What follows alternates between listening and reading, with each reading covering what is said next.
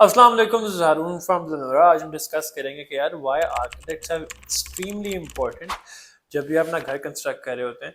और अब जब भी आपने आर्किटेक्ट को हायर करना है तो आपने क्या ये 5 पॉइंट्स माइंड में रखने हैं जिसकी बेसिस के ऊपर डिसीजन लेना है कि यार आपने किस आर्किटेक्ट के पास जाना है।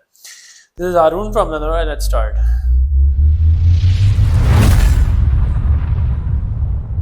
अच्छा, टिपिकली पाकिस्तान के अंदर जो आर्किटेक्ट रेंज करे होते हैं ना, एक फ्रेश ग्रेड से अगर हम शुरू करें और लेके जाएं इसको एक हाई एंड आर्किटेक्चरल फर्म तक, तो ये प्राइस की स्टार्ट होती है 50 रुपीज़ पर स्क्वायर फीट से लेके 400 रुपीज़ पर स्क्वायर फीट तक। एक बहुत अच्छी फर्म का रेट पाकिस्तान के अंदर है।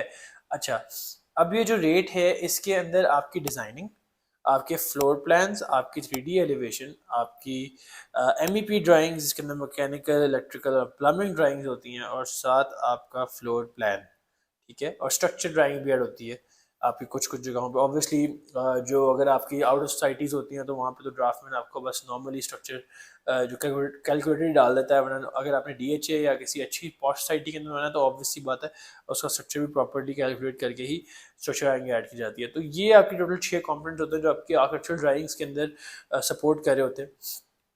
तो रेट स्टार्ट होता है 50 रुपीज़ पर स्क्वायर फीट से लेके 40 रुपए तक। अब मैं एग्जांपल लेता हूँ, कवर्ड एरिया की बात करें यहाँ पे हम।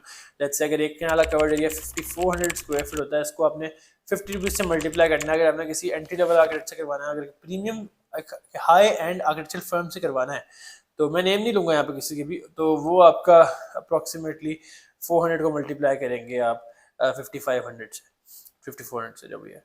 तो ये रेट्स आजकल मार्केट में चल रहे हैं।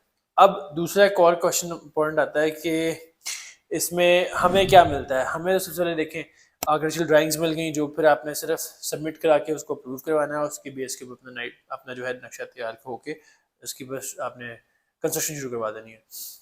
फ़ायदा इसमें कहाँ आता है, जब भी आप एक आर्किटेक्ट हायर करते हैं ही saves your cost 10 to 15% construction cost की बात कर रहा हूँ, क्योंकि एक तो अपनी स्पेसिस को बहुत एफिशिएंटली यूटिलाइज करता है, ठीक है।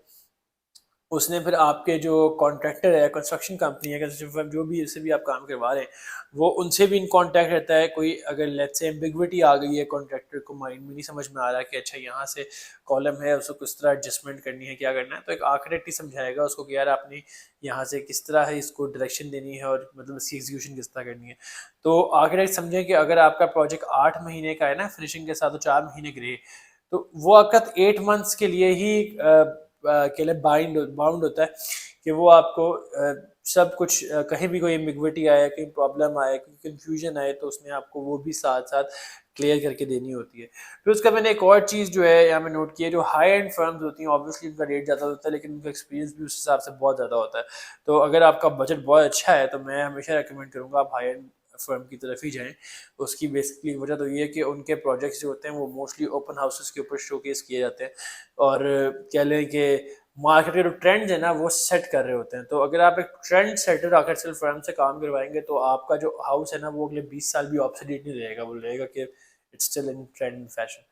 तो ये बड़ा फ़ायदा होता है, मतलब एज एन अगर आप घर बना भी रहे हैं उसके अंदर आप रहना है, तो अगर आपको खुद ही उसके अंदर फील आए ना कि यार ये मेरा घर इतना इतना शानदार खूबसूरत बन चुका हुआ है कि आपका दिल ना करे उससे बाहर निकलने का, या फिर अगर आप कह लें कि लोग भी हैं वो तारीफ करें, तो at the end of the day long term में भी ये चीज़ पे ऑफ कर जाती है। शुरू में आपको लग रहा होता है यार इतने सारे पैसे हमने आर्किटेक्ट को दे देना, आर्किटेक्ट का फ़ायदा क्या है, सिर्फ उसने हमें वही फ्लोर प्लान उठा के और हमें एलिवेशन निकाल के दे देनी है, और क्या करेगा।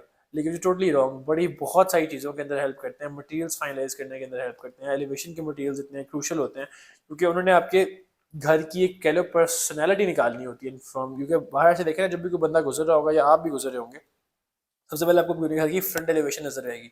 अगर वही अच्छी नहीं बनी हुई है, वहीं भी मटेरियल से यूटिलाइज नहीं हुआ है, तो आप उस घर की ओवरऑल लुक वैसे ही फारे हो गई। तो ये बहुत चीज़ें जो है ना आपको काउंट कर रही होती हैं। फिर उसका मैंने एक और चीज़ भी यहाँ पे नोट की हुई है कि अगर आप माइंड में फिर ये आता है कि क्या ये वर्थ इट है कि हम आर्किटेक्ट को हायर करें, बट मेरी माइंड में इसका आंसर है 1000% वर्थ इट है।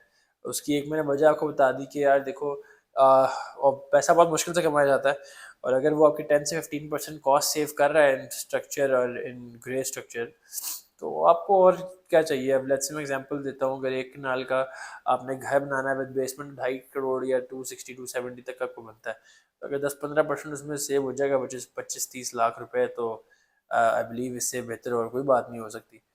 तो ये भी एक चीज़ हो गई। तो जब भी आपने एक आर्किटेक्ट फाइनल करना है तो सबसे पहले आपने उसके काम देखना है, प्रीवियस वर्क देखना है, फिर उसके बाद आपने उसके ओपन हाउस पे जाना है अगर वो ओपन हाउस करवाता है। फिर उसके बाद आपने उसकी फर्म में जाके देखना है कि किस तरह के और भी क्लाइंट्स आ रहे हैं और उनकी क्या एक्सपीरियंस है विद द फर्म।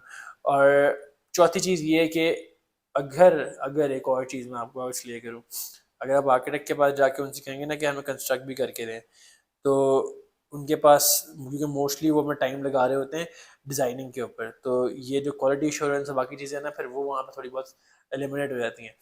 तो कोशिश किया करें, अच्छा सा आपने नक्शा बनवा लिया है, अगर आपने प्लान बनवा लिया है तो now go to construction company जो उसको एग्जीक्यूट करेगी प्रॉपर तरीके से। क्योंकि अगर आप सेम जगह से ही सब कुछ करवाना शुरू कर देंगे ना, तो इवेंचुअली कहीं ना कहीं कोई ना कहीं they will be slight mismanagement. बहुत अच्छी फर्म्स भी हैं, सारा काम कर रही हैं, लेकिन कहीं कभार मैंने देखा है बहुत सारे क्लाइंट्स आते हैं, कस्टमर्स आते हैं, तो वो ये एक कह लें कि उनके माइंड में और उनका जो फीडबैक ये होता है कि कहीं ना कहीं थोड़ी बहुत असर रह जाती है। आर्किटेक्ट से बनवाएं नक्शा, कंस्ट्रक्शन कंपनी से उसको एग्जीक्यूट करवाएं और आराम से उसके अंदर आप रहें। So if you want any of these services, construction हो गई, आपकी आर्किटेक्चरल प्लान्स हो गए, फिनिशिंग हो गई, सॉफ्ट फिनिशिंग हो गई, then Planara is here to help you out. You can contact us on our WhatsApp numbers and we will be more than happy to help you out.